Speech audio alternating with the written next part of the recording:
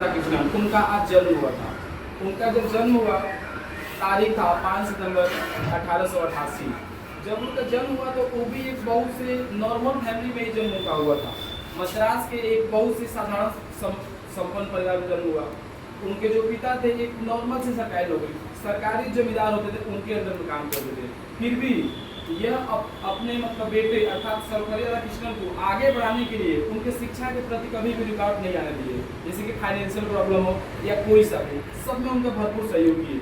और इसी सहयोग की बदौलत था कि ऐसे एक हमारे देश के महापुरुष बने जो 40 वर्षों तक लगातार शिक्षा के क्षेत्र में काम किए। इन सब उपलब्धियों को देखते हुए इनको संविधान निर्मात्री का सदस्य बनाया गया, क्योंकि इनकी ऐसी उपलब्धि थी कि ये हर जगत में अपना नाम, बहुत ही महानताओं में अपना नाम स्थापित किए हुए हैं। जब इनको संविधान निर्माता में शामिल किया गया तब इनको देखा गया कि इनकी छवि तो हमारे देश के एक प्रतिष्ठित जो प्रतिष्ठावान पद है उसके लिए भी है, तो इनको देश का पहला उपराष्ट्रपति बनाया गया।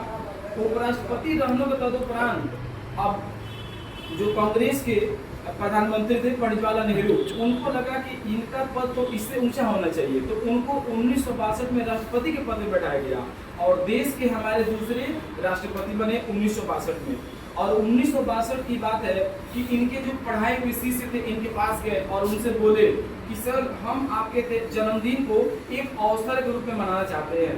तब वहाँ पे उनकी बात को कोट के रोकते हुए सर्वपल्ली जी बोले कि इस दिवस को मैं एक शिक्षक था, तो मैं चाहता हूं कि मेरे उपलब्धि के तौर पर इस दिवस को एक आप टीचर्स डे के रूप में मनाइए, कि इससे पता चल सके कि समाज में शिक्षक का क्या रोल होता है। शिक्षक का इनका कोटेशन था एक कि शिक्षक का केवल इतना रोल नहीं है कि अपने छात्रों को केवल किताबी भाषा में जानकारी दे। इनका कोटेशन था कि दुनिया की सामाजिक स्थितियां, कुरीतियां, प्रथाओं, हर तरीके से अपने छात्र को क्या करना है, संपन्न कराना है, गुणवान कराना है, जिससे वो छात्र क्या हो सके, अपने जीवन में अधिक से अधिक ऊंचाइयों को प्राप्त कर सके।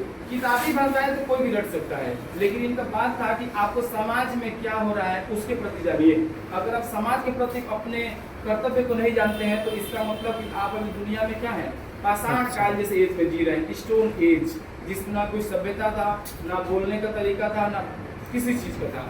वर्तमान में हम लोग 21वीं सेंचुरी में हैं, अर्थात हमको एक सिविलाइज होना है, सभ्यता का अधीन रहना है कि क्या सभ्यता हमारे लिए होना चाहिए। और ये हमको यही बता कर गए कि आपको एक बहुत ही अच्छे मुकाम पर जाना है और उस मुकाम पर जाने के लिए एक ही आपके पास सबसे बड़ा हथियार है और वो है शिक्षा। अगर आपके पास शिक्षा है तो आप किसी भी चीज के किसी भी लक्ष्य को प्राप्त कर सकते हैं। कहने का अर्थ ये है कि जो हमारी अधिकार है ये किस पे निर्भर करता है, योग्यता पे निर्भर करता है। आपके अंदर जितना योग्यता होगा आप उतने बड़े से बड़े पद पर जाएंगे। आप हो सकता है कि पुलिस बने, आप हो सकता है सब इंस्पेक्टर बने, हो सकता है कि आप एएसपी बने, आईएएस बने, आईपीएस बने। ये सब किस पे निर्भर करता है, आपकी योग्यता पर।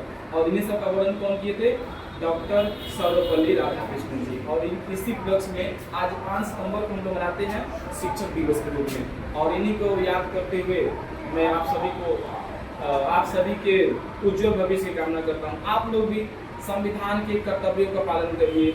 जितने भी हमारे मूल कर्तव्य हैं जो बताया गया है कि बड़ों का सम्मान करना है, देश के प्रति जितने भी हमारे सार्वजनिक स्थल हैं, जो कम्युनिटी साइट से उनकी रक्षा करनी होती है, सामुदायिक जो हमारे कुछ वस्तुएं होती हैं उनकी भी रक्षा करनी होती है, सबका रक्षा करते हुए और देश के प्रति आप कभी भी अपना एक स्वाभिमान वाला कर्तव्य रखिएगा। देश विरोधी काम कभी भी नहीं करना चाहिए। इसी के साथ में आप लोग को एक बार और शिक्षक दिवस की हार्दिक शुभकामनाएं देते हुए और आप मुझे भविष्य की कामना करते हुए जय हिंद।